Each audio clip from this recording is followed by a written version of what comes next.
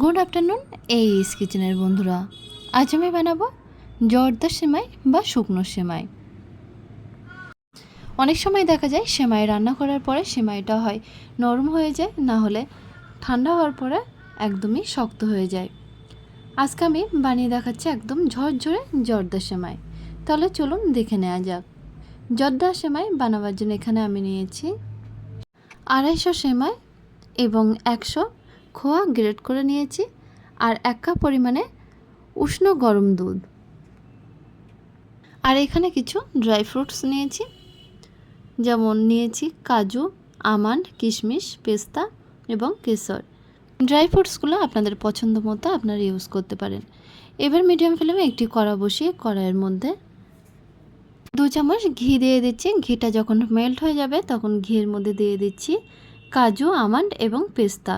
এই সময় গ্যাসের ফ্লেমটা একদম লোতে রেখে ড্রাই ফ্রুটসগুলো ফ্রাই করে নেব। সবশেষে কিশমিশ দিয়ে ড্রাই ফ্রুটসগুলো তুলে নিচ্ছি। দেখুন একদম হালকা একটা কালার যখন চলে আসবে তখন তুলে নেব।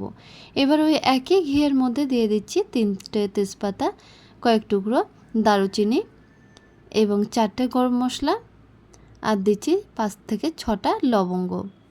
সব মশলাগুলো লো ফ্লেমে রেখে ফ্রাই করে নিয়ে দিয়ে দিচ্ছি সেমাইগুলো। একদম লো ফ্লেমে রেখে সেমাইগুলো হালকা করে ফ্রাই করে নেব। ওই একই কড়াইয়ের মধ্যে দিয়ে দিচ্ছি 1 কাপ পরিমাণে দুধ।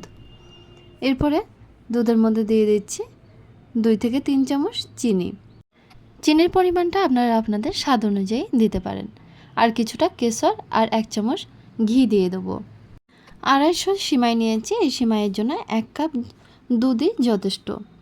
এই পরিমাণটা ঠিক রাখলে আপনাদের সেমাই রান্না কিন্তু একদমই ঝরঝরে হবে। দুধটা যখন ফুটে উঠবে তখন ফ্রাই করে রাখা সেমাইগুলো দিয়ে দিচ্ছি।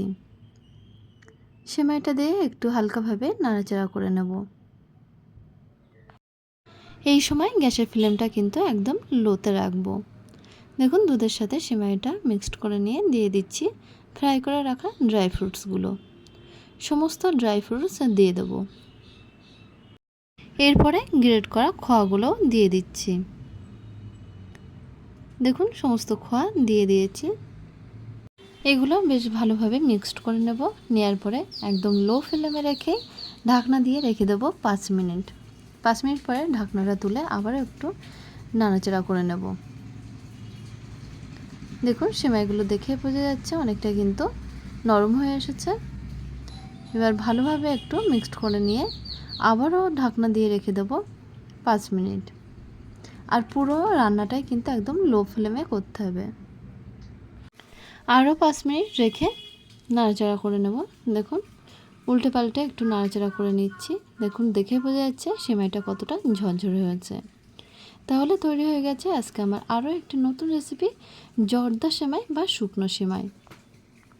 এই সেমাই যে কোনো অনুষ্ঠানে বানানো যেতে পারে, আর এটা খেতে কিন্তু অনেক বেশি টেস্টি। আমার রেসিপিটা যদি আপনাদের ভালো লেগে থাকে তাহলে অবশ্যই আমাকে কমেন্ট করে জানাবেন। ভিডিওতে একটা লাইক করবেন আর আমাদের চ্যানেলটাকে সাবস্ক্রাইব করার অনুরোধ রইল।